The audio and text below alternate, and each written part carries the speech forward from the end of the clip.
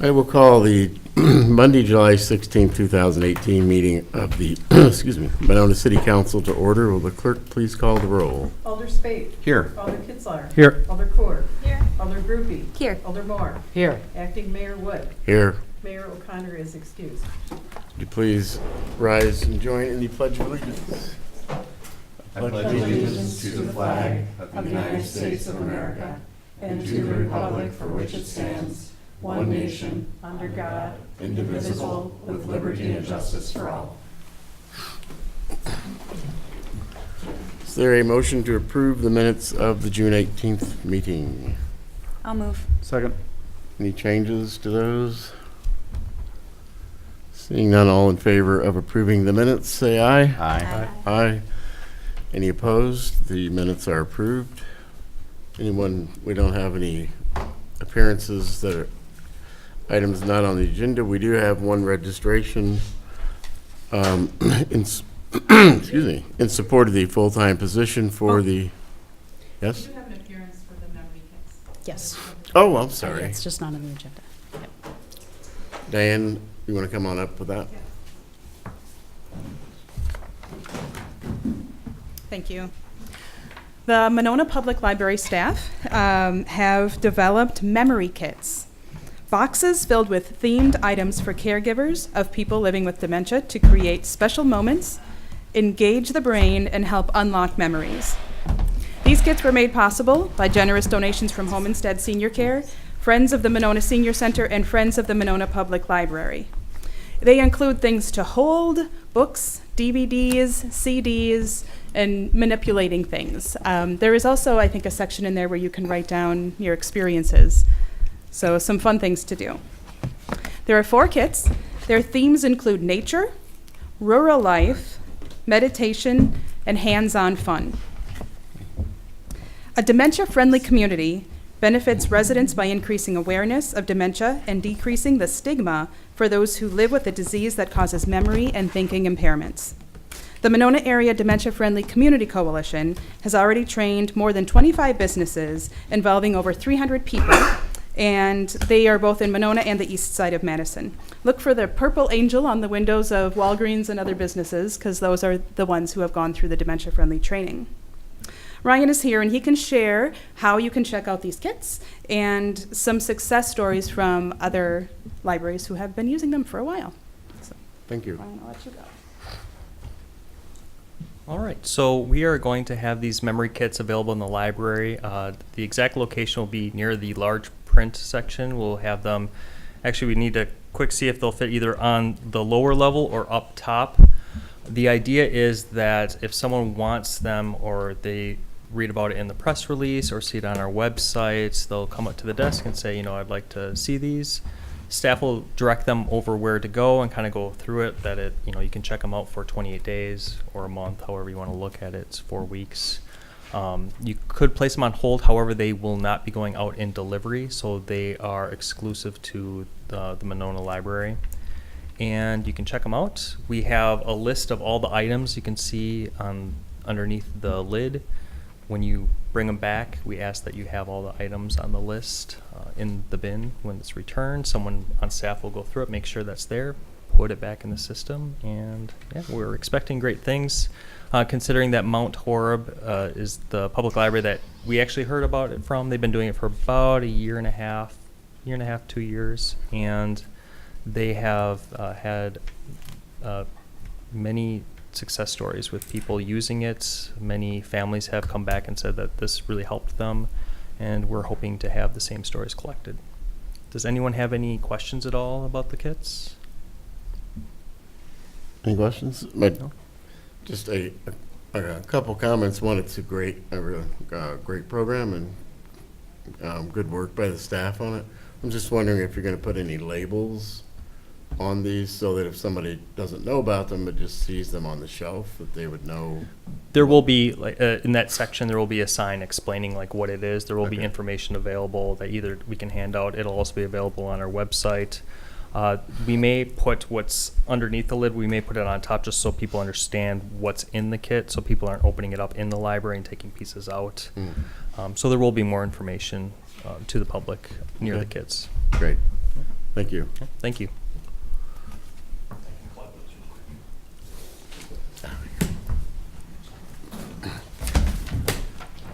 For appearances, we also have a registrant in favor of the full-time position for the senior center, John P. Anderson, 616 Clear Spring Court in Monona. With that, did you want to make an appearance? Yeah. Is it too late? I realize We're still in the appearance section, so why don't you come up and tell us who you are and then fill it out? Does that work, Joan? Yes, as long as I get Yeah. that form from you. Just make sure you give it to Joan before you leave. Doug, do we also need to talk about the emailed vote in favor of the position as well from Gwen Fight? Is that- do we mention that as well? Sure, we should mention that. I can find it. We also, I think, did we receive, right, we did get from the online, city online form submittal, Gwen Fight, 5716 Tecumseh Avenue in support. You can come on up, and thanks for reminding me.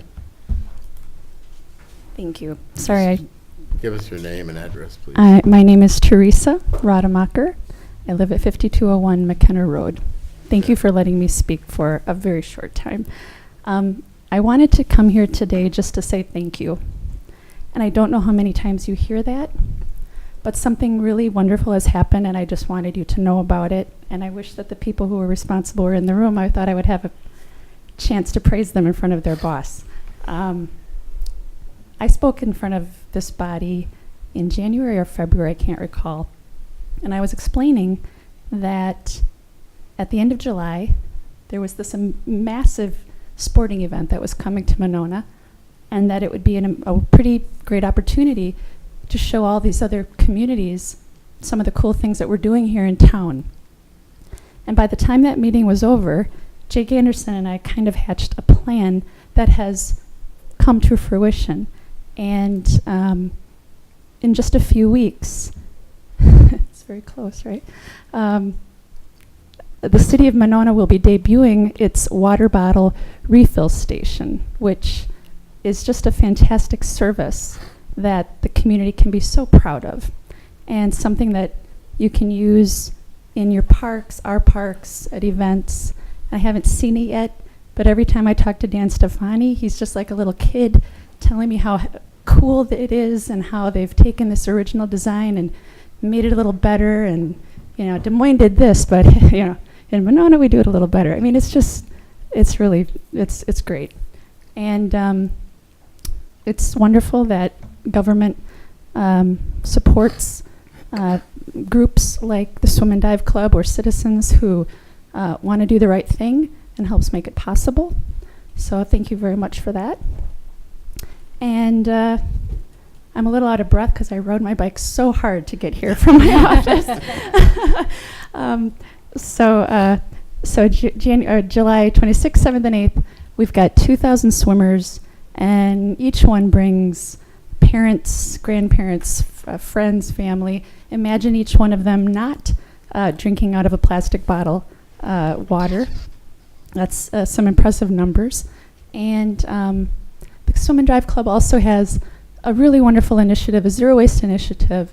I think you can be proud that this group is treading very lightly on our parks and our environment and trying to do the right thing, being a good, socially responsible member of the community. I will say one last thing.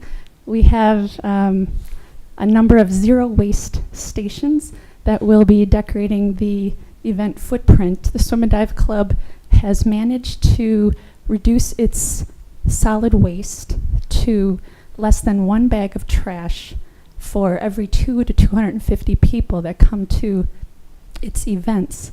And we're trying to pull off the very first zero waste event in all city history. And at a zero waste station, people walk up to the station and a volunteer helps them to compost or recycle their waste item instead of throwing it away. And it would be wonderful to have a zero waste station that is sponsored by leadership in the community. Already some have stepped up. We've got Representative Jimmy Anderson will be taking a shift. I think Alder Groupie and Administrator Little as well. So anyone else, that would be fantastic. And that's it. So thank you very much. Yep. Thank you, Teresa. Thank you. That, the water wagon, if you will, came up today at the staff meeting, and it's pretty remarkable. But as if I understood it correctly, the cart itself, or at least the sides of it, our public works mechanic took old street signs and welded them together rather than buying some, a new cart. And yeah, the whole thing sounds pretty slick. We'll make sure they see it on TV.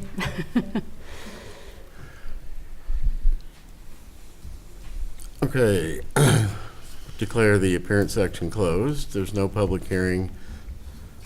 Consent agenda, is there a motion to approve the consent agenda? Move to approve. Is there Second. take your pick. All in favor of approving the consent agenda, say aye. Aye. Any opposed?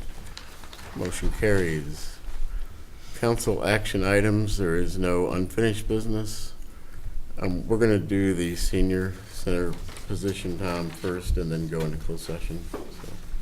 So, new business 2A, consideration of resolution 18-7-2276, amending the 2018 operating budget for a full-time project assistant position in the senior center, brought forward by the senior center director. I just note before Diane talks about this that I met with April last week and Diane about this position and decided to go ahead and put it on the agenda, thinking that the mayor will have still a couple weeks or 3 weeks, I think, to look at it and fill us in on how this might fit in with the whole overall budget picture.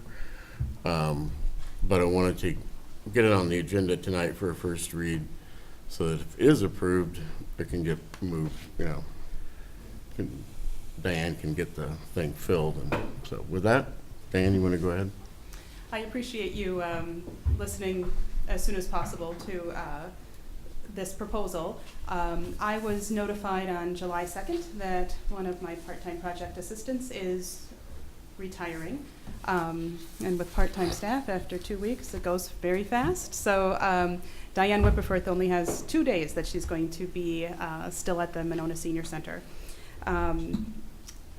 If you've been on council for a while, you know I don't ask very often for things above and beyond the standard budget, and I appreciate budgets are tight, so I don't take this lightly. But as I took some time to look at where we've come in the past 10 years.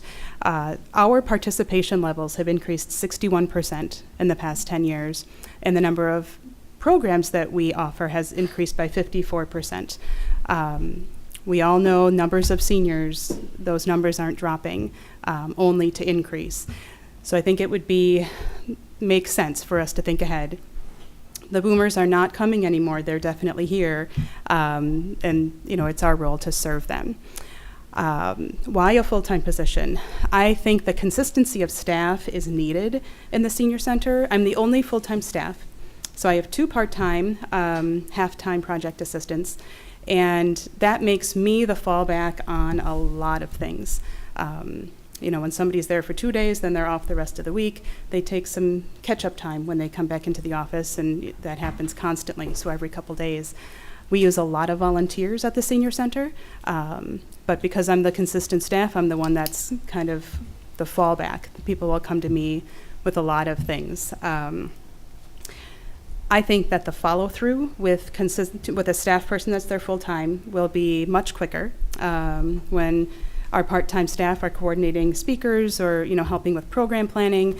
Unfortunately, they might get something started and then they're not in for 2 or 3 days. So consistent follow-through with emails, phone calls and messages. And less confusion for our volunteers are some great reasons to have full-time staff instead of the part-time. In the 2017-18 school year, we had an intern, and she was with us 16 hours a week for 2 semesters. There was some teaching in the first semester, but she was of great help in the second semester. And after the conclusion of her time with us, it was obvious we could use the help. We often had lists longer than she can complete on her hours that she was with us. And after that, I talked with April, and I said, I think this is, I really feel confident that this is something that we need at this point. Not knowing that a retirement would be coming in our near future, we thought we'd have a little more time. But the time has come when something needs to happen. And although we didn't want it to happen mid-year, when you have the opening is time to fill it. What could we accomplish a little bit better with a full-time staff? I think we'd have better online presence and social media presence. That's one piece that we haven't kept up with as well as we should. These young seniors and new retirees, they're going on our website. They're looking at social media. And we aren't always keeping up with that. We do a 20-page hard copy newsletter every month. And we do have the participants who definitely like that hardcover copy. But we need to have more presence online. Networking is something that has dwindled over the years in my regard. It's just really hard leaving the office. Either part-time staff are taking time off, or volunteers aren't confident being there alone. With the amount of activity that we have going on, we don't have quiet days where this is a good day for me to be gone for a morning meeting. So that has dwindled significantly. Getting the word out about the senior center is something that I challenge myself to do, but it is difficult. Again, setting up time to go out into the Monona Hills or Monona Meadows and telling them about what our transportation has to offer and what our senior center does. It gets more challenging when it's difficult leaving the office. And maybe, once and for all, our staff might take lunch breaks. We eat at our desks, work through lunch, and it happens for all of us. Not a healthy way to end your workday, because you just kind of lose that energy, and hope that we can make that a healthier workplace. Are there any questions? Alderman. Yeah, I just want to confirm, so right now you have 2 part-time plus an occasional intern? Yes. And what you're suggesting is that you would go to 1 full-time, 1 part-time, and still try to get an intern, probably? Correct.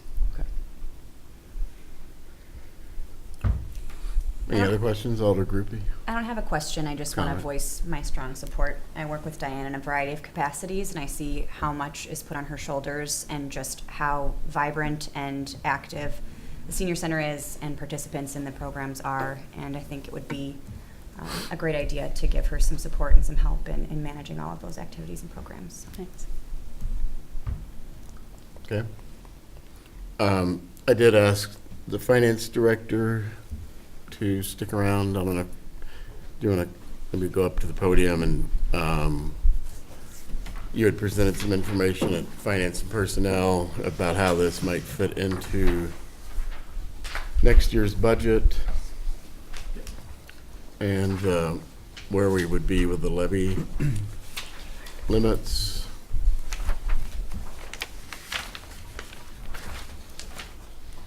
So the question was kind of asked, with everything going on with the other departments with their new hires, what the effect on the 2019 budget would be.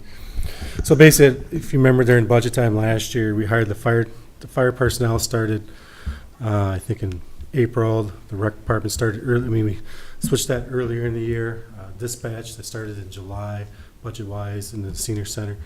And then brush collection was another thing that was changed when we had to change vendors.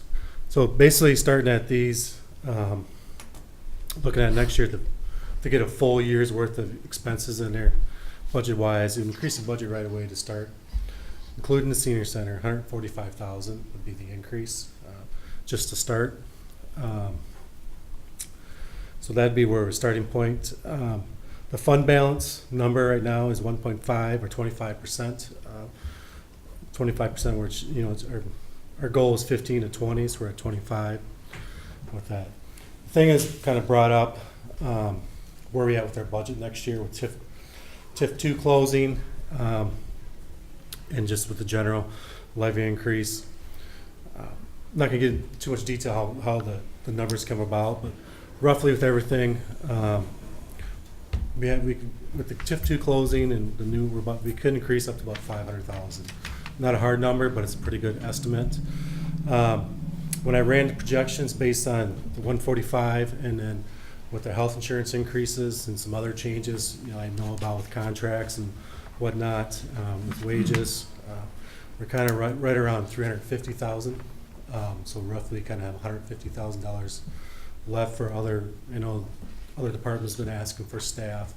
So there's probably, like I said, these don't quote me as the best numbers, but they're pretty good numbers. About 150,000 left after that to kind of go into, if you're looking for it, add a new police department, new parts or something to that effect, or other things that need being other importance to the city. We also are closing TIF 2. We are roughly going to get, when we close TIF 2, that goes straight to our fund balance, about $800,000. There's some things we're using it with it for the first year with Mary, but $800,000 will go into our fund balance, so that 25% is going to be well over 30%, or even higher than that once that's added into, and that'll be happening at the end of the year with that. So there is some financial stuff coming up with that, so that's kind of where we're at right now. With all those things. With the TIF 2 closing, like I said, it would be about $800,000 will go into the fund balance. Questions of Mark about that, Alder Spate? So, Mark, could you clarify, when you speak about the 350,000 likely to be added to the budget, does that include the roughly, well, the 145,000 that's on this sheet? Yes. Okay. It includes that, and then any other adjustments we have, you know, health insurance, Wisconsin retirement, FICA, and then a lot of people went from family to or single to family, so there's those big, you know, changes we know about in contracts, you know, garbage and things like that. But some of those things that I know are hard numbers that were added in my projection. Alder Moore? So as it relates to those projections, are you anticipating anything different as it relates to the basis for Walmart or other big box stores if that loophole doesn't get closed? And we lose tax dollars? Yeah, so we'll kind of talk about that in closed session, the dollar effect on there. But as far as what it ends up doing is it doesn't reduce how much we can, or what our levy limit increases. It just basically shifts the cost from the commercial onto the residential. So that's, I guess, an issue you have to look at.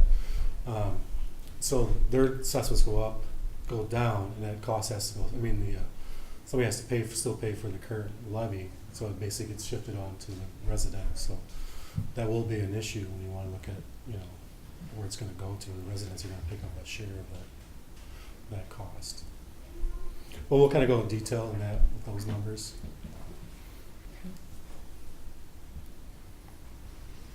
So this was the one thing I think that I emailed with the mayor while she's been on vacation about, was having this on the agenda, and she does have there are some other demands or requests, rather, thoughts about adding personnel in other departments in addition to this, so keep that in mind, and then we'll be voting on it the next meeting. Any other comments, questions? All right, thank you, Mark. Then unless there's an objection, in fact, probably even if there is one, I'd like to move down to 2K and take up the closed session. 2K is convening closed session pursuant to Wisconsin statute 19.85, subsection 1, paragraph G, conferring with legal counsel for the governmental body who is rendering oral or written advice concerning strategy to be adopted by the body with respect to litigation in which it is or is likely to become involved. This involves the Walmart Real Estate Business Trust versus City of Monona and the Four Lakes Yacht Club versus City of Monona et al. Is there a motion to go into closed session? So moved. Second. Would the clerk please call the roll? Alder Moore, Aye. Alder Spade, Aye. Alder Kitzler, Aye. Alder Kohr, Aye. Alder Groupie, Aye. Motion passes. We're in closed session. So we're back to, well, it would be 6B, but in recognition of the chief's time, we'll take the ordinances first, and then you can get out of here. So we'll go to 6C, consideration of ordinance 17-18-702, creating chapter 198-6 of the Code of Ordinances regarding smoking and vaping in educational facilities from the Public Safety Committee. Chief Ostringa. Okay, this was requested by our school resource officer, and we started working on this probably back in March or April. Obviously, with the invention of new devices to smoke things, such as electronic delivery devices, they've been having issues in the washrooms with vaping as such, things like that. So this was actually copied from the City of Madison ordinance. It went through public safety. Public safety approved it pending review by our city attorney. City attorney reviewed it. It went back to public safety, they voted on it, and it is now before the city council. Questions? Okay. 6D is consideration of ordinance 7-18-703, creating chapter 281-9 of the Code of Ordinances regarding sexting, also from the Public Safety Committee. Again, this is another ordinance requested by our school resource officer. He was looking for some sort of a city ordinance violation that he could be used in cases where he had minors that were sexting or sending messages around that would not rise to the event of going before the DA's office for any charges. So to sort of act as a deterrent, he came up with a city ordinance where the general penalties would apply. And this was copied from another ordinance, a similar sized community. I couldn't, you know, again, these are back in March and April. We started working on them. I don't know exactly where we got these, but they were reviewed by public safety, our city attorney, voted on by public safety, and they're before the city council. And where did this come from, did you say? It was another jurisdiction in Wisconsin. I Okay. don't recall. It was back in March when we found this. Questions or comments about this? No? I had some concerns I raised at Finance and Personnel. I won't belabor them. We'll have a chance to talk about them next time. But I would just point out that the person, so I believe,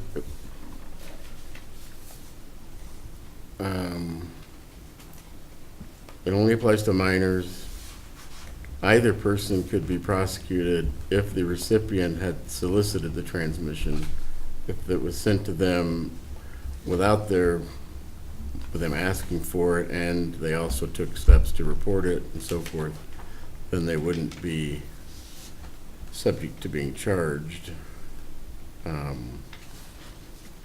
don't know. It just, to me, it feels sort of like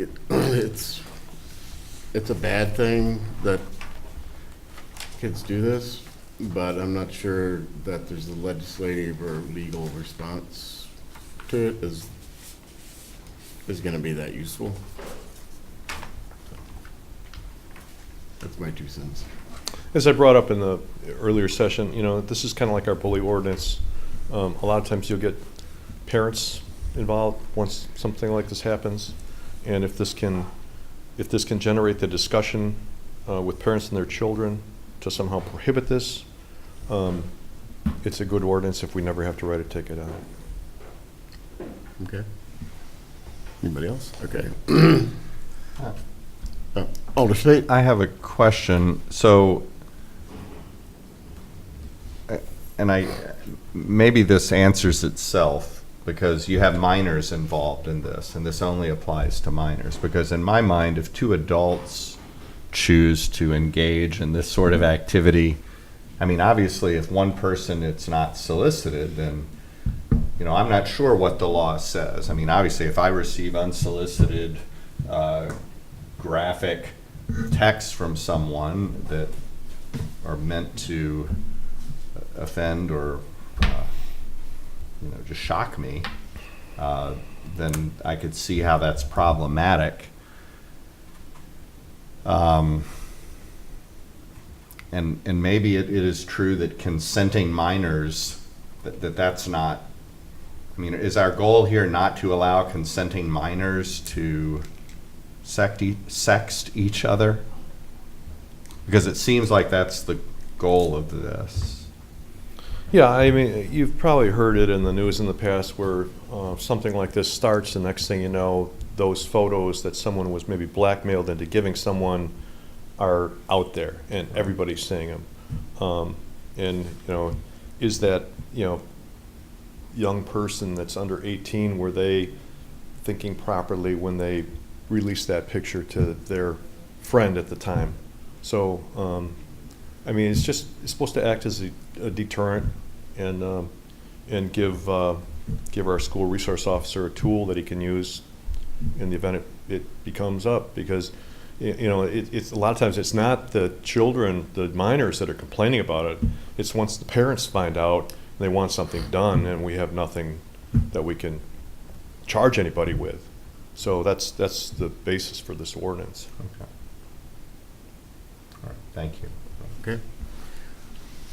Anything else on that one? Okay. 6E, consideration of ordinance 7-18-704, amending chapter 334-4 of the Code of Ordinances regarding weapons in public buildings from Public Safety Committee. Okay, this is another one that came from our school resource officer. He had an incident where a student brought a fake gun, a facsimile weapon, into the school in his backpack, and there was basically nothing. I mean, he wasn't waving it around in the hallway, but he had it in the school, and there was nothing on the books that he could charge him with. So this is basically an amendment to our existing code that prohibits bringing weapons into public buildings. It includes educational facilities and also adds the definition of what a facsimile facsimile weapon is from the state statute.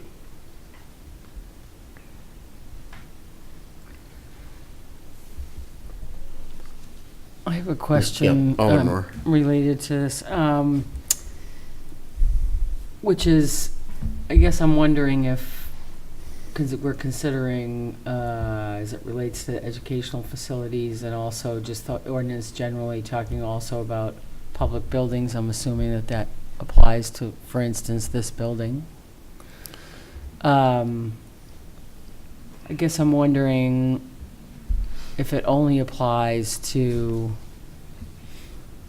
I guess if we're considering changing this, should we be going beyond buildings? Which is, if we're concerned about firearms in educational facilities and it only applies to the facility, or public buildings and it only applies to the building, does it not make sense to also be considering, for instance, could somebody walk in with a firearm into the swimming pool? It's not a building.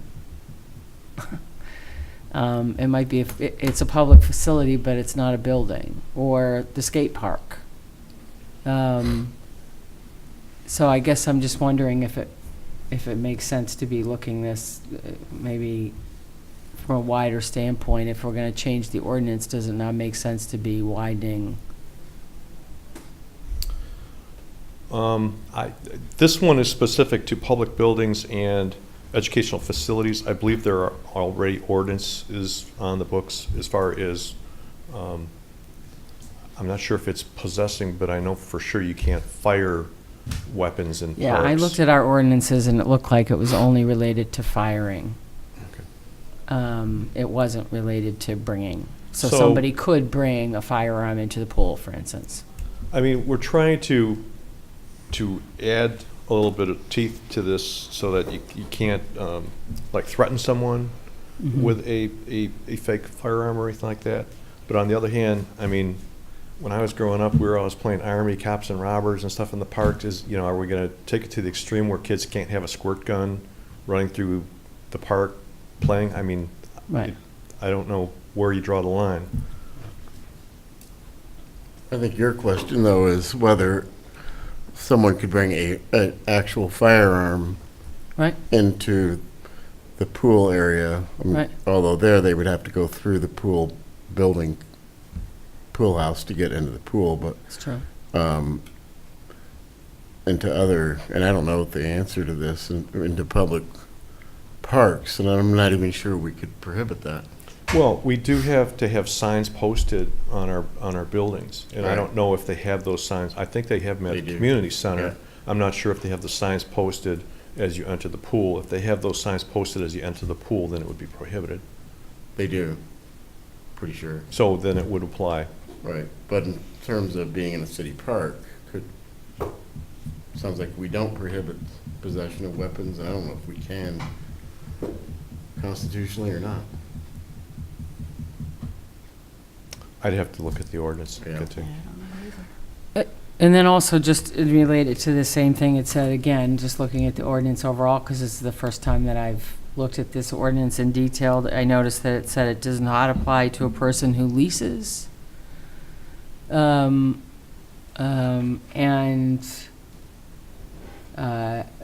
residential or business premises. And, again, I was thinking, all right, well, if we're talking about the community center, there are all kinds of individuals who lease the community center. Does that mean if somebody is leasing the upstairs of the community center, can they bring a weapon in? Even though there might be some. I'm not a lawyer, but I would say leasing is different than renting. Leasing is a more permanent residence, like a. Okay. I mean, I don't know if that's how this is writing, but Okay. I mean, it's a good point.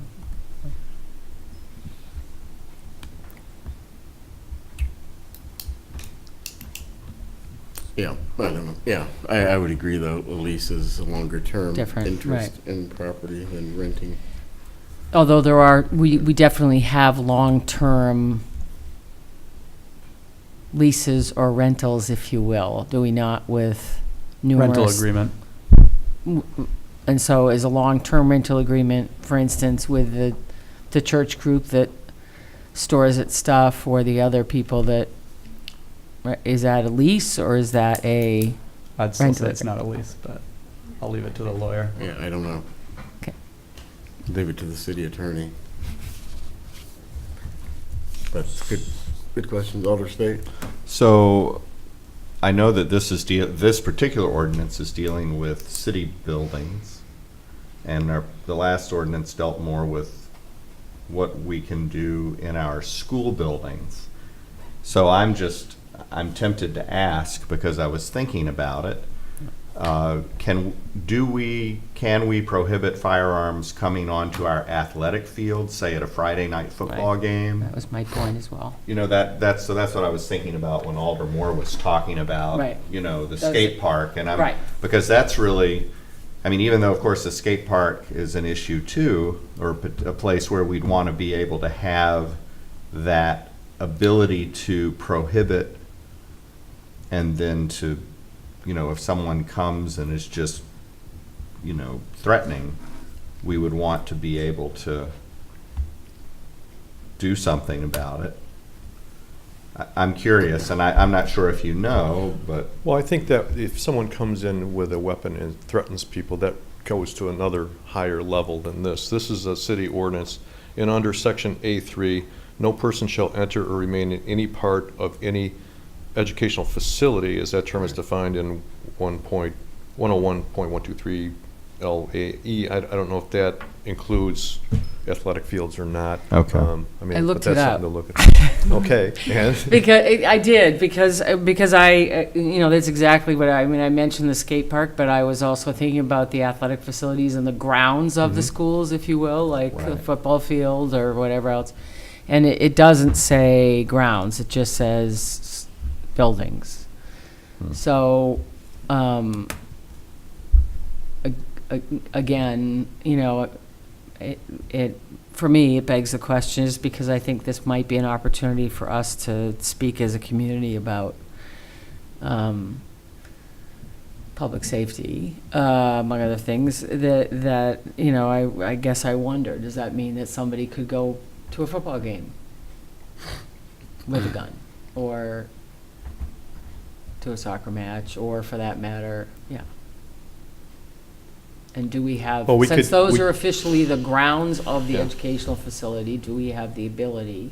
If that's the wishes of the council, we could have our city attorney see if he could incorporate that into that language.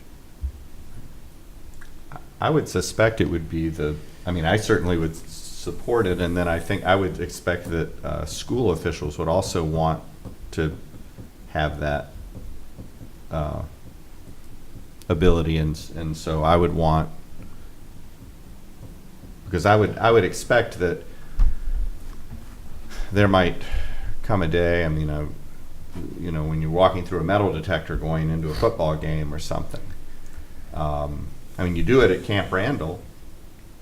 We already have a wand for that the SRO can use at the football games. And I believe there's already state statute prohibiting weapons on school grounds. But again, we're focusing mostly on like facsimile weapons, where kids bring something into the school that doesn't fall into the like a real weapon. They're not threatening anyone, but they have it in their backpack. Okay. So, but we can definitely talk. I'll talk to Bill Cole about it for next time. I have a question about, Yes. in our ordinance, you refer to facsimile weapons, but the statutes refers to facsimile firearms only.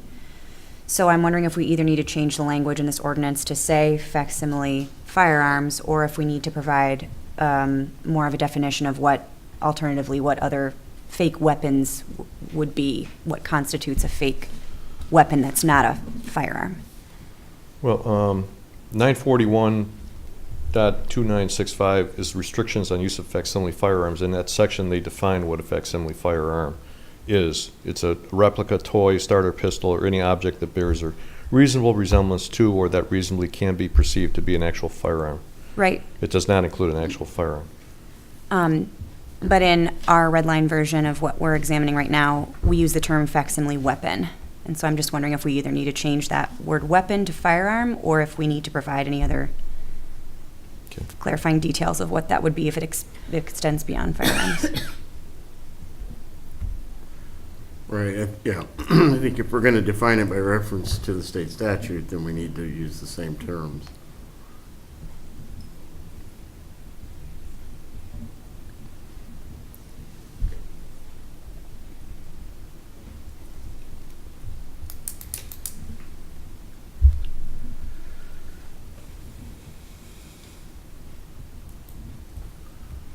Okay, other questions or comments?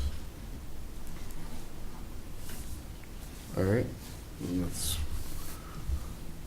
move on. 2F, consideration of ordinance 7-18-705, amending chapter 335-8, C1 of the Code of Ordinances regarding amplified device permits. Came from the city clerk, and I believe the only change here is to add the language to the end where, right now it just says the police chief issues these, and this would allow his or her designee to issue the permits. And it sets a fee for 1-day permits and also for 3 consecutive day permits. Aldermore? I just have a question as to how we possibly regulate this. I mean, how do you define an amplified device? I mean, if I'm at a park shelter and I've got my telephone and a little Bose speaker, that's an amplified device. Does that mean I have to get a permit? If you're gonna be projecting, sound, using a device that will increase its volume, that's an amplified device, and so it's a pretty broad, definition. I don't have the full ordinance in front of me, but it talks about, I mean, it would be speakers, it would be amplifiers, it would be a radio, it would be anything in a public area, or, this is really geared more toward a backyard party, so that neighbors, if neighbors had complaints, the police would at least be aware that this party was vetted.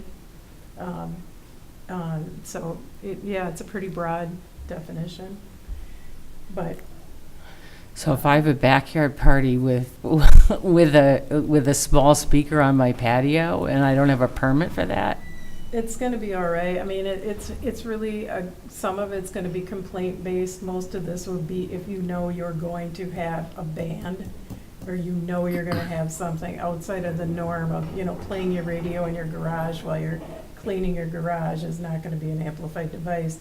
But if you're having an event, and there's gonna be, it generally is based on an event, like a block party, backyard wedding. East Side Club gets them. A PA system at the park for announcements, those type of things. It's pretty, a pretty obvious use.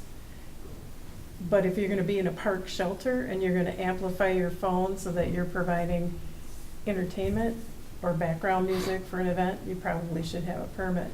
It's $10. That's just, it's to alert the police that this is happening, so that if they get complaints, they can respond.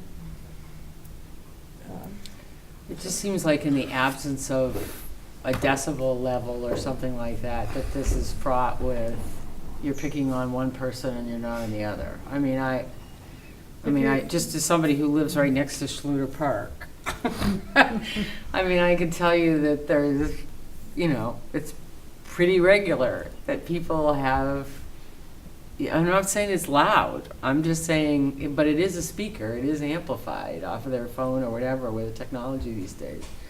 And so, I don't know, it just seems like it's fraught with the potential for kind of selective enforcement, as opposed, in the absence of a, like I said, some sort of greater definition. It just seems a little wide to me. Well, Chief, isn't it true that when there's a noise complaint, we measure the or we might end up measuring decibels? How hard is it for us to measure the decibels of a if someone's throwing a party? Right. Well, first you have to have a decibel meter, which we don't have. Okay. So back in the day, and we've used decibel meters, and I mean, you could put the meter up in this room right now, and just the ambient noise from the room would be, it's unbelievable. I mean, it'd be 70, 80 decibels. But we used to use something back in the day, we called it the walk-away test, where you're on the property line and an officer would be like 10 feet away and they'd read in a normal tone of voice something that the other person doesn't know. Whereas the common council finds that is reasonable and necessary for public health. And then you said, could you understand what I was saying? No, the noise was too loud. And that was kind of like the reasonableness point of it. So, I mean, you can tell when you're driving down the street and your windows are rolled up and the music is just blasting, reverberating through, that's too loud. And those are the ones where we go up and talk to them and say, do you have a permit? You got to turn it down because the people on Healy over here are just going out of their mind because of the noise. So that's the reasonableness test we use. When they're on the property line, it's just so loud. We don't actually measure it with decibels. Yeah, the ordinance, and, go to occur in just a second, but the ordinance prohibits sound that disturbs the peace and good order of the neighborhood. Alder Brewer? I just had a question. We were saying that as the chief of police or his or her designee, are we allowing Joan to be the designee? Is that, because She am. always has been Okay. the one who But issued it. This that's is- my goal, is to get this off of your plate onto. It's nothing that bothers me that she has Yeah, that. Okay. the deal with it is to change the ordinance language to match what we actually Right. do, Mhm. which is kind of our push. That's good. And when I read that the police chief issues these, I was like, well, really? Here you go, you know, so, so we just wanted to, that part was to make it just reality. Mhm. The other part was that the License Review Committee did want to have a 3-day permit because of a weekend event. So we wanted to change the fee schedule, might as well change that wording, same time, so. I just wanted to be sure that it wasn't a designee that had to be in the PD as opposed to somebody in your office. So making sure that it was able to be you. And it could be, you know, on a Yeah. Friday at 4:30, somebody walks in and maybe the administrator's the only one here, or the Mhm. finance director's the only one here. Okay. You're Yeah, trying that to happens. help people out by Mhm. issuing it. So you're saying your designee is anybody that's in City Hall at the time? I think everyone on city council should have the authority to give these permits out. Call it back That's to good, each because I other. just got my block party. Exactly. Issued by the clerk. Yeah. Thank Um, you. Okay, and Alder State? So- And then Alder Groupie. And I just want to understand how this works, because I know you respond to these calls and you're dealing with it probably more often than you'd like to. Or, you know, your department. So let's say I get the permit. Is there any limit to how much noise I can generate? Yeah, just because you have a permit doesn't mean you can annoy the whole neighborhood. Okay. So, I mean, there has to be some reasonableness to it. A lot of it is just by you having the permit, we know who the point of contact is. Okay. You know, it puts a face with the annoyance, so that Sure. we can And resolve so, it. and then my other question or thing that I think about is, so you get a noise complaint and you show up at a property and, you know, you knock on the door and I guess you probably say, you know, can I speak to the owner here? You know, we have a noise complaint. Is there an opportunity to purchase the permit at that? I mean, how does that work? Because, you know, I could imagine a situation where, like, we had a block party a few weeks ago on Wallace, and I know we had a permit for that party because the street was blocked off. I don't know if we had a permit for the band that performed. Maybe we did, but, you know, had someone called and complained and we didn't have the proper permit, do we have to shut down the operation, or is it possible to, you know what I'm getting at here? I think officers use their discretion more than we give them credit for. Very rarely do we write citations for something like this. Mhm. A lot of times they'll just talk to them, and if they turn it down to a reasonable level, they'll still document it. And then the next year, when the permit requests come through, hopefully they'll do a permit request. If we look back and we say, oh, this person had one last year and they had to be told to turn it down, that might, you know, somehow affect their getting a license the next time or a permit the next time. Okay. All right. Or at least it will trigger, we got to talk to them before they have this party to make sure that they're being reasonable, respecting their neighbors. Okay. Alder Groupie? So I just have a question. If, you know, looking, for example, at the monthly report for June, would the noise disturbance category encompass this, a violation of the? It could, yes. And it looks like there were 5 total for June. And how many of those, are those always, you know, non-permitted, or do some of those include investigations where they do have a permit and it's just, are you able to sort of give us a baseline Off the top about? of my head, I would have no idea without Okay. looking up those cases. But would you say it takes up a relatively small, I mean, these complaints coming from neighbors are relatively few and far between? I would say, or- you know, the noise complaints might be someone working on a hot rod without mufflers on the car, or just someone screaming. You know, it's not necessarily just music or loud music. Mhm. So I think, I just want to, you're saying more than likely if you are amplifying music in a park shelter just for your own entertainment, it's more than likely that those complaints don't occur often to Well, the we- department. We get the guy that's out in the shelter blowing his bugle or clarinet or something like that at 5 o'clock in the afternoon. Very rarely do we called on that, but I doubt if he has a permit. I know who his daughter is. I've talked to her about it, and that's how he kind of releases his Not amplified, though. inner self or something. Yeah, he's not amplified, there you go. It's not Good point. amplified, though. It's just Not a amplified. horn. It's just out there making noise. Okay. All right.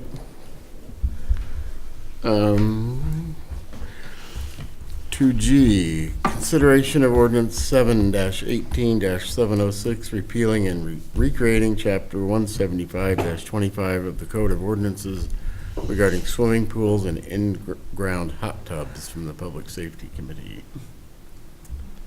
So this came through public safety, because public safety also does police, fire, EMS, dispatch, and building inspections. At the time this was coming through, we were sort of at a crossroads with our building inspections. I had a lady complain to me about a neighbor of her granddaughters that lives over on Chateau that every year puts up a temporary swimming pool right off the edge of his deck.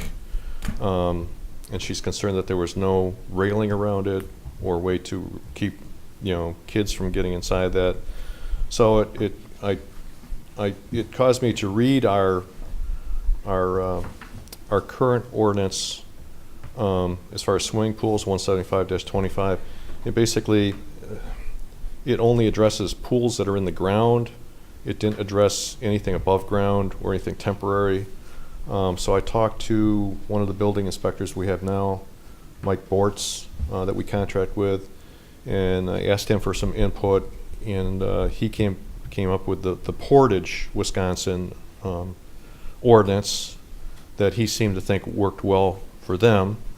So we brought that before Public Safety. Public Safety said, okay, let's go with it. Went to our city attorney. City attorney put it in this format. Went back to Public Safety. Public Safety made the recommendation that the fence height be 4 feet. I think that was the only change that Public Safety made. And we brought it before the City Council. But this is normally something that would be code enforcement, not enforced by the police department, but something that the building inspector or code enforcement officer would deal with. Comments or questions? So my only concern with this was when the definition in paragraph C of exempt pools, that the dimensions, it's not really clear what size you have to exceed for the ordinance to apply. I believe it originally said with a maximum dimension of 15 feet, and then April and I added in diameter to that, but obviously all these are not round. And then my other concern is that the maximum wall height of 15 inches, I just went on Amazon and looked, and well, from kiddie pools on up, they're all taller than that, so 15 seems too low. And the reason I raise this is if you exceed if you meet the threshold, there's a whole lot of things that the rest of the ordinance requires you to do that I don't think would necessarily be reasonable if all you have is an inflated pool that you put out in your backyard.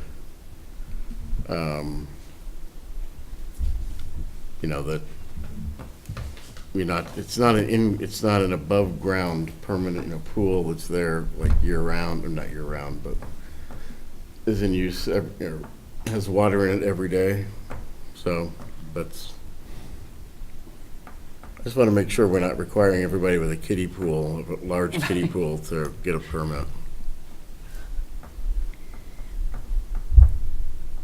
I was trying to Google maximum dimension too, and it's just to try to get a definition of what that means is Yeah. unclear.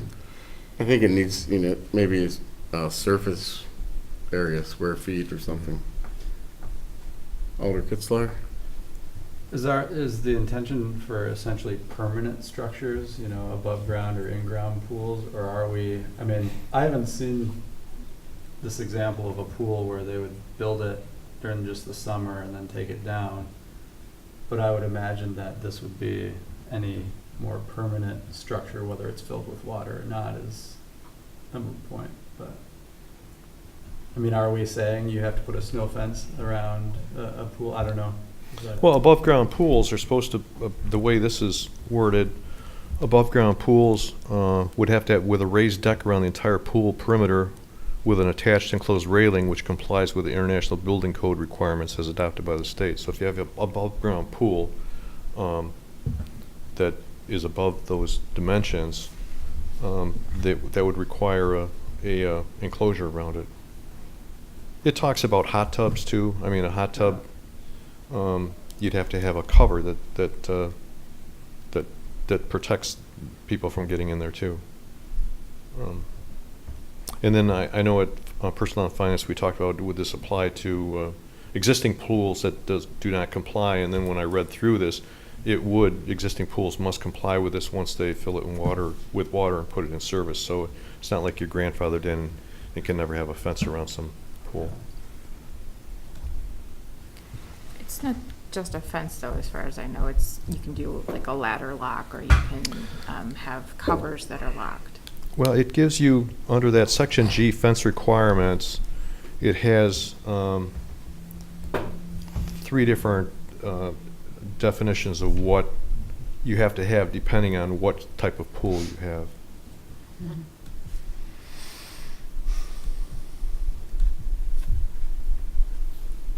Okay. Anyone else? Alder Moore and then Alder Spate. Yeah, I guess my gut says that we're talking about permanent facilities, more permanent above ground type facilities to Andrew's point, and I guess I struggle with the whole idea of legislating what somebody's doing in their backyard with their private pool. I'm trying to think of a lot of other locations where I'm familiar with above ground pools, and I'm at a loss to have seen any fence or any decking or because it just seems like we're telling parent and covers and all this other stuff. It just seems like we're trying to dictate what privately somebody can do on their own property in a way that I know a lot. Sorry, Chair. Yeah. Alder Spate? Well, I don't have a problem with us having an ordinance that is creating a safety standard for, what I'm understanding this to be about are temporary structures like massive kiddie pools or massive pools, potentially hot tubs that are abnormally large. Though, I'm reading the description and it would appear that all hot tubs essentially fall under the requirement, because I think all hot tubs have a depth that exceeds 15 inches. Though maybe, the way you parse that language in item C, where it talks about exempted pools, it says covered above ground hot tubs and storable children's swimming or wading pools, but then it puts the condition on it with a maximum dimension of 15 feet in diameter and a maximum wall height of 15 inches. So it seems like that paragraph could use a lot of potential clarification, because it seems like it's hard for me to figure out what is exempted and what isn't. If we're meaning to say that all above ground hot tubs, covered above ground hot tubs, are exempted, then I think the punctuation needs to be changed. And if the, Yeah. you know, I mean, No, I agree, and I think if, probably before the next meeting, like I said, look to the city administrator on this, that this language needs to be clarified, at least the maximum dimension of 15 feet in diameter part somehow needs to be clarified. I don't know if it's common at all, but it seems to me part of what we're getting at is the volume of water that this potential temporary or permanent pool would have, and perhaps a pool of any particular depth probably should, of a certain depth, should be regulated. But maybe not. You know, it seems like if it wouldn't matter, if you had a pool in your backyard that was 5 feet deep, it seems like, even if it were reasonably small. What about they have these pools now that are the wave pools, which are essentially a hot tub for swimming in. You know, and the current is flowing and you just swim against the current. But are we meaning not to regulate those, or do we feel that we should be regulating them? I mean, I'm just asking the questions, but. I guess I feel that volume of water is not maybe an appropriate metric, because I think the real idea is to prevent children from falling in, and there does not need to be a significant quantity of water for a child to drown. Okay. And I do, I respect the concerns about clarifying the language, particularly in that paragraph about, what is exempt and what is not. But I don't think, for me, I don't know that I necessarily see that defining the volume of water would be a metric that we would need to necessarily examine. Or, I mean, I think we can't, again, it says no kiddie pools and things like that are a little bit different, but I do think height and, the other dimensions and other factors that are included, I think if clarified, would be sufficient. But this would, it would apply to children's swimming or wading pools if they meet those dimension requirements. And yet you could drown in a smaller pool. Yeah, you could. But All you need is an inch. other So, kids- yeah, I guess just not necessarily volume would need to be I think, yeah. Yeah, well, I mean, again, I'm asking the question, I don't have the answer, but I'm also trying to figure out Right. where we're trying to draw the line. Yeah. Alder Kitzler? I was just gonna say, I know there's a number of municipalities that require fences around pools, and I'm fully supportive of this, and actually I thought we already had a fence around pool ordinance, because I just think it's a huge liability for the homeowner, and the homeowner themselves should want it. And I kind of equate it to, when you build a deck in your backyard, you have to have it to certain specifications, legally, and that's your choice to build a deck or not build a deck. Same with a pool. So, I'm fully supportive of it. I think some clarification in section C, but we've talked about that. Okay. Anything else? I just want to say too, because I know the chief's probably scratching his head wondering what I'm actually thinking. I do support us having clear regulations on the pools. And hopefully my questions are just raising things that will probably get raised here in 2 weeks anyway. Well, there's it talks about complying with building codes, international building codes or something I saw a line there. I'm not the building inspector, I'm not familiar with this. I'm sure if you're putting a permanent pool in your backyard or even a hot tub, you have to get an electrical permit, you have to get a plumbing permit. There's a lot of permits where the inspector's gonna be on site. Right. And this would, at least if you put the hot tub in there, hopefully the inspector would say, by the way, you have to keep this covered when it's not in use, and Right. people would do that. Right. Yep, that makes sense. Okay. And 2H, consideration of ordinance 7-18-707, amending sections 335-1A 25 and 335-9B of the fees, fines, and penalties schedule from Public Safety Committee. The false alarm portion of this, that was requested by both our school resource officer and the fire chief. We had a rash probably about the last 2 to 3 weeks of school where kids were pulling false alarms at the high school. They'd be posting it on Snapchat and Facebook before the fire trucks even got there. So that's why it was requested the fines be increased from the general fine, which was a $50 first offense with court costs, to a $200 base with court costs. And then the other section, urination and defecation, it was requested that also be increased up to $200. Okay.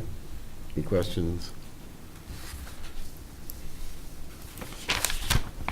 Okay. I think you're done, Chief. Unless you want to stick around. No, thank you. Thank you so much. Thank you. Maybe I'll try to get one of the building inspectors to possibly attend a future Well, meeting. Or write a memo. Unfortunately, I they're don't know. contracted, and we have to pay them extra money to come to something like this. Yeah. So. Well, Go Go ahead. I suddenly had some ideas of maybe some more places where we can look for some better language, because this seems like it's pretty standard language, but I've got some ideas we can talk about tomorrow. Okay. As Okay. we're talking. All right, Thank you. great. Thanks, Wally. Thanks. 2I, consideration of ordinance 7-18-708, amending chapter 18-3 of the Code of Ordinances regarding the board of review from the city clerk. This, it's pretty simple. It's updating the language of our ordinance to match the new law that went into effect in January 1st. Really talks about the timing of the first meeting of the Board of Review, and from the second Monday in May to the fourth Monday in what did it change to? In April. So it's updating to match the law, so there really isn't any big thing. We met all the requirements anyway. And it also talks about evidence that a person needs to present to the assessor, has to be no later than 7 days before the first meeting of the Board of Review, so that the assessor will have time to review it, type of thing. So really just updated language to match the statute. No real change in procedure. Okay, any questions on this? All right. 2J, consideration of resolution 18-7-2277, allocating a contribution from general fund balance towards the League of Wisconsin Municipalities Dark Store elimination efforts. April. The League of Wisconsin Municipalities is continuing its effort to keep the dark store and Walgreens tax loophole efforts in the political forefront. So they've asked the communities throughout Wisconsin if they could make a financial contribution for this effort, which I think will include lobbying, public education, things of that nature. And we would ask for $2,500 from the general fund balance to go towards this effort. As you know, we've already testified in front of State Senate about this issue. It's something that would affect all the taxpayers in this city. So that is the request we have here tonight. Okay, Alder Groupie. I just have a question about how the figure was agreed upon. I know that originally a different number was requested from the league. So I just have a question about that. Not necessarily saying, not ready to approve it. And then if we have any indication of the likelihood of these efforts being successful, especially given that we don't necessarily know exactly what the projected tactics are. Are you able to comment on that? I'll let Andrew comment on the second part because he's got some views on that. But on the first part, the mayor, and I think you were there, Doug, too, just kind of had a conversation about it and decided to give a little bit more because this is obviously such an important issue for us. We do have several big box stores you know, and the more help we can get to close these loopholes, I think the better. So that's what we were thinking. And Andrew had some update on the dark store Yeah. support politically. So two comments. One about the amount, and certainly, you know, it's important to question it.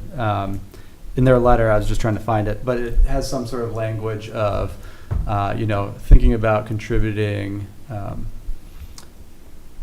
I read it as to like essentially to think about the impact that the dark store would have on you and kind of contribute with that in mind. So if you're a smaller place and have one big box store, it might be less. You know, and then I see they do say, hope your community will consider 1,200. So Yeah. as far as the amount, I would say this is very small and a modest amount compared to what we could lose out if the dark store bill doesn't go through and close the loophole. I mean, I don't have a whole lot of comments, and especially to your comment of like, what are the chances of success? Because who knows what the legislature would look like in 2019. But I mean, Governor Walker has stated that if it's on his desk, he would sign it. And there's, out of the Senate, there's only 3 people that oppose it, one of which is the leadership. And then on the Assembly, there's more that oppose it. But I would just say, you know, I feel positive about what could happen because they are bipartisan bills. I think as you see who's contributing to this effort, it is a large swath of Wisconsin that is looking at contributing, which I think is a good sign. But you know, my soapbox plug would be, as we're able to push not only our own representatives but the leadership, because as I've mentioned now, I believe they represent us in a lot of ways because they are the ones that really are the gatekeeper to what bills are being considered. So they should listen to us just as, you know, any leaders should that represent a population. But anyways, I mean, so those are just kind of my general comments that I feel positive about it. And I think it's a huge step that Governor Walker said that he's supportive of it. And I think voters should hold your local reps and him responsible. Alder Kaur and I testified in front of State Senate, and there were municipalities from every corner of the state, big and small. It was incredible, the support for this bill. So. Okay, Alder Slate. I would just say, though, I would push back a little bit on what Alder Kitzler said. I don't think it's courageous at all for the governor to say he would support it, because I think the governor knows that it's never going to come before him in the current legislature. And the proof is in, if it actually were to come before him, would he sign it? So I think it's political posturing in an election year. And I think it's one of many reasons why that entire, group of leaders need to be shown the door. I agree. I don't know if I said courageous. I think I said progress. Okay. But because I don't think it's courageous to. Yeah.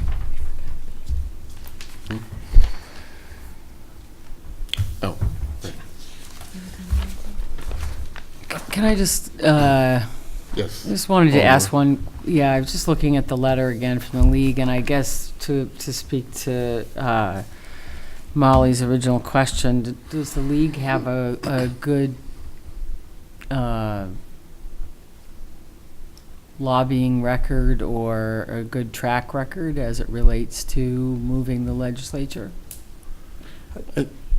My 2 cents is, they had a great, what's the magazine, the Municipalities Yeah. magazine? Right. They had a great recap after this last legislative session, and I would say, they are more successful than not, and they kind of listed out. But I think it was maybe 2 months ago. It was just the whole. Yeah. And they also have magazine. the email newsletter, which they do have quite a bit of success, and they look out for municipalities in terms of getting issues before the legislature. And I think a lot of times it depends on who's on the other side. And this is obviously a fight with Wisconsin Manufacturers and Commerce. Right. So, in my opinion, for what it's worth, is a lot will depend on what the, election outcome in November as to whether, even if the majority doesn't change, if it gets a lot smaller, I think they might be a lot more responsive. All right. Well, I read my municipality's magazine pretty religiously, so I was certainly aware of the articles in there, but writing an article is different than lobbying success, so that's why I was raising the question. Yeah, no, they've Yeah. had Yeah. pretty good success. Okay, anything else on that one? The city administrator pointed out, I forgot to go back to 2B, so we will do that. 2B, which is start for immediate action, consideration of resolution 18-7-2279, amending the 2018 capital budget for increased costs for demolition services for the riverfront redevelopment. And I think Finance Director handed out a fiscal note for this. Move to take this item out of order. Is there a second? I'll second. All in favor, say aye. Aye. Any opposed? Motion carried. Is there a motion? Move to approve. I'll second. April, you want to tell us what this is about? Sure. We have right now a contract with Robinson Brothers for the demolition work that we've had on the riverfront site. The contract amount was $998,435, and we had, as these things usually progress, a series of change orders. Many of them have actually lowered the contract cost, but at the time we weren't able to put in the costs estimates for the Boudin's building because it wasn't under our ownership, so they weren't able to go in and look and see what abatement might be needed and so forth. So we were able to approve actual demolition for the Boudin site just administratively because it fit within the total contract price. But right now we're looking at disposing of the soil that is contaminated, and that would cost $34,500, which would exceed the contract bid award by $19,676. So that is the reason why this is before you tonight, and they are looking to actually remove that soil next week. The building should be, I haven't been out there today, but coming down. And It's gone. is it gone already? Okay, it was just there like 2 days ago and it was still standing, but it's definitely in progress, so. So one thing we did at finance was to amend it because there's a blank for the cost of abandonment of monitoring wells. And so what we did was end that sentence after $19,676. Take the rest of that sentence out. So I don't know if you want to restate your motion. Sure. I'll move to approve this amendment with the amendment that. What? Well, you could just withdraw your motion and do it again, but what? Yeah, we'll keep going with this. Okay. So in the now therefore be it resolved paragraph, the sentence ends after 19,676, and the Okay. rest of that. Is there a second to that amendment? I will second. Discussion on the amendment? All those in favor? Sorry. Yes. So I just noticed there's a second sentence after that. So it would say 19,676, period. And then we would start back with the sentence, city staff are authorized to execute. Right, yeah. Only okay. take out Just the wanted rest to of be that clear about that. sentence. Yeah. All right. Sorry. Okay. All those in favor of the amendments signify by saying aye. Aye. Any Aye. opposed? Motion carries. Further discussion on the motion as amended? Seeing none. Is this a roll call? Yeah, I think it should be a roll call. Would you please call the roll? Yes, I will. Alder Groupie, Aye. Alder Moore, Aye. Alder Spate, Aye. Alder Kitzler, Aye. Alder Kroer. Aye. Motion carries. Yeah, let's see.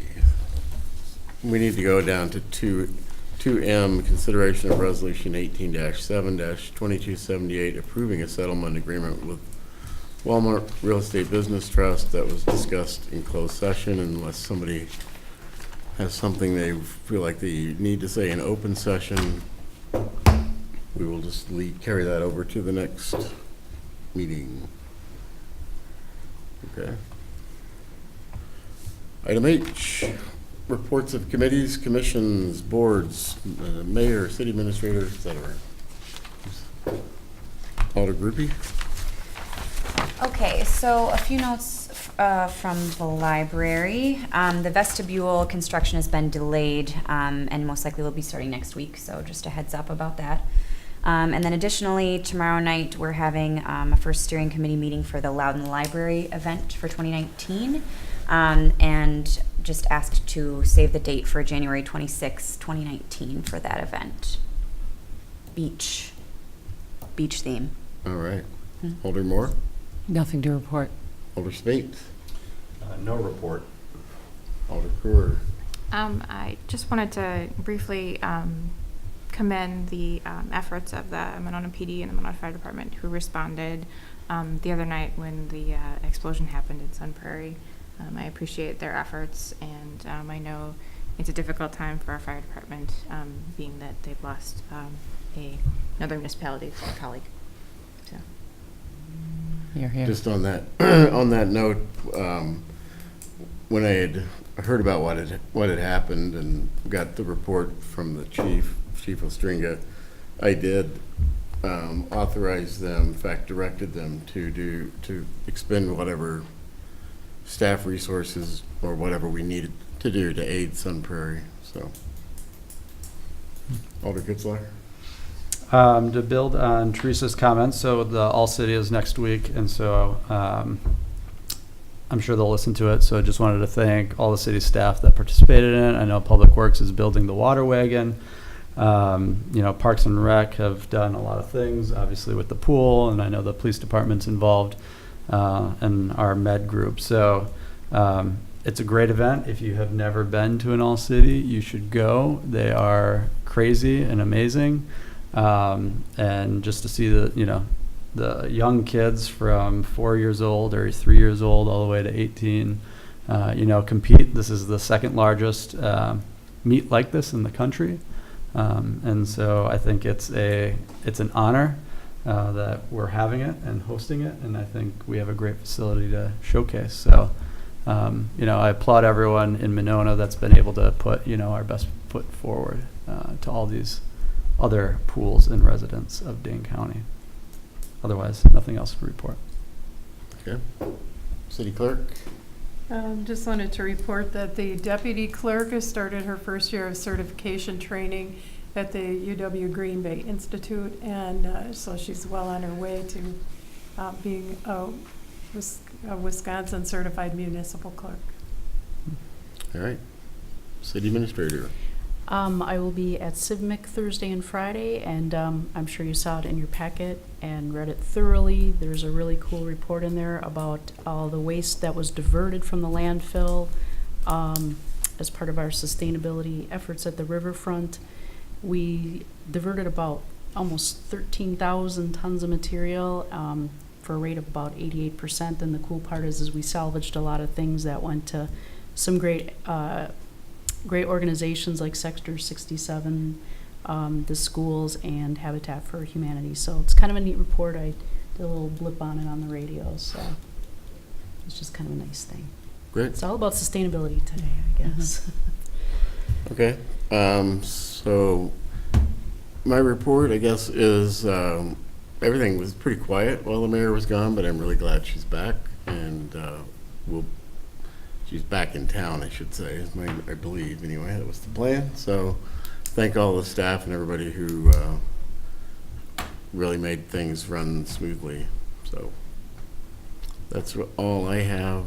And there's one appointment, Dan Costello, to the Sustainability Committee, effective immediately through April 2021. Is there a motion on the appointment?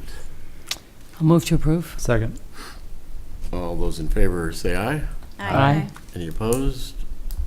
Motion carried. The appointment is made. Is there a motion to adjourn? So moved. Second. Take your pick. All those in favor say aye. Aye. We're adjourned.